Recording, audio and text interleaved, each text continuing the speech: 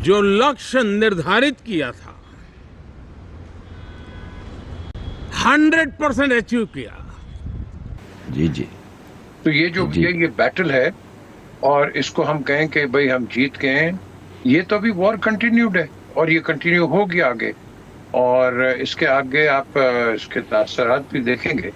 लेकिन क्वेश्चन है कि जब हम आज की इस एनकाउंटर की बात करें, कंपनियां जिनमें गूगल, माइक्रोसॉफ्ट और लॉकहेड मार्टिन शामिल हैं, मसनूई जहानत पर मबनी जंगी निज़ाम की तरक्की में मदद दे रही है। यही नहीं, भारत भी इसराइल के इन मंसूबों का खामोश साथी है। भारत और इसराइल के दरमियान इंटेलिजेंस शेयरिंग एग्रीमेंट है, बहुत सारे इनके अमेरिका के साथ इंडिया के ताल्लुकात हैं और बहुत सारे का उम्मीद भी है।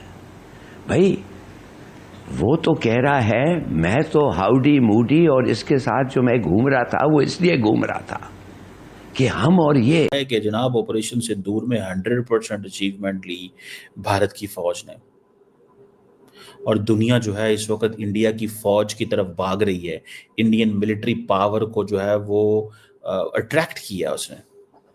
अब आपको पता है ये बेसिकली मॉनसून पार्लियामेंट का जो सेशन शुरू हुआ है और उन्होंने इसको कहा है कि ये सेलिब्रेशन ऑफ विक्ट्री है और मुकाबला नहीं है।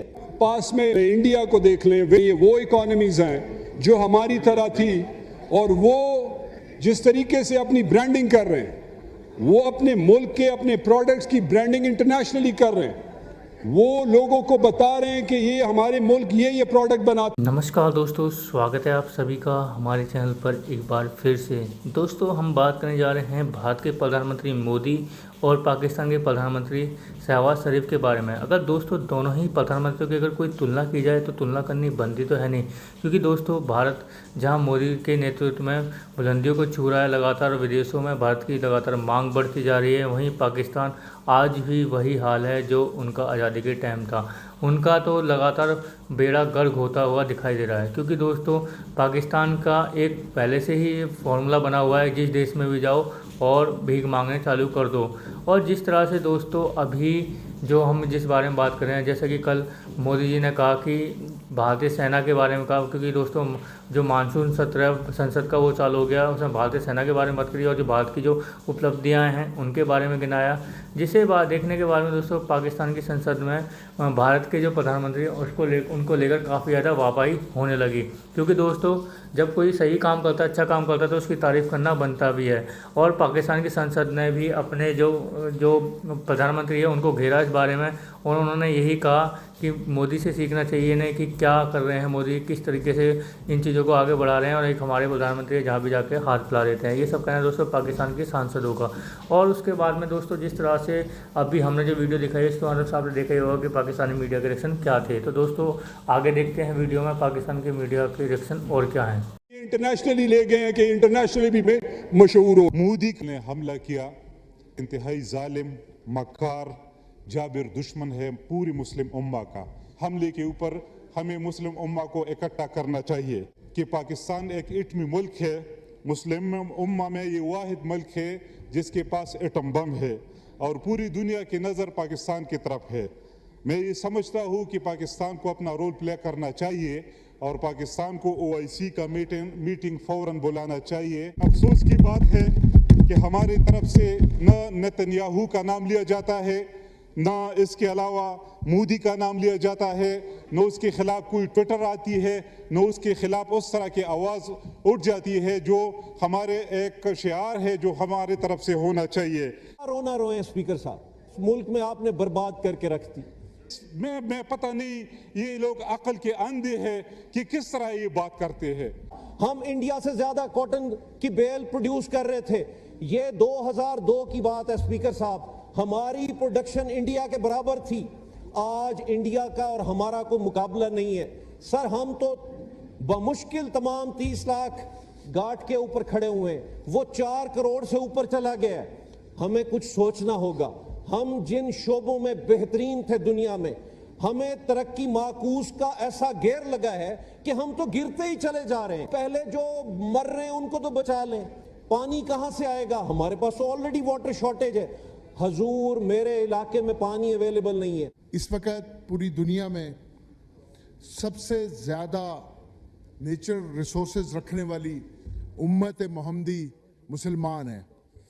पूरी दुनिया के ये अल्लाह ताला की मेहरबानी, रहमत और इनायत है कि पूरी दुनिया के 74% नेचुरल रिसोर्सेज जो हैं वो मुसलमानों के पास हैं, और इन्हीं नेचुरल रिसोर्सेज को लूटने के लिए पूरी दुनिया की जो कुव्वतें हैं, जो टेक्नोलॉजी रखती हैं, वो कोई ना कोई बहाना बना के हमला कर देती हैं, और उनका मकसद सिर्फ और सिर्फ वो नेचुरल रिसोर्सेज लूटने के होते हैं।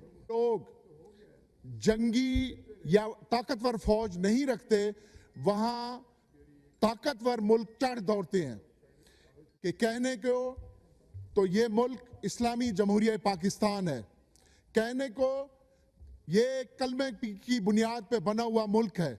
दुनिया में दो ही मजहब की बुनियाद पे मुल्क हैं, एक इजराइल है और एक पाकिस्तान।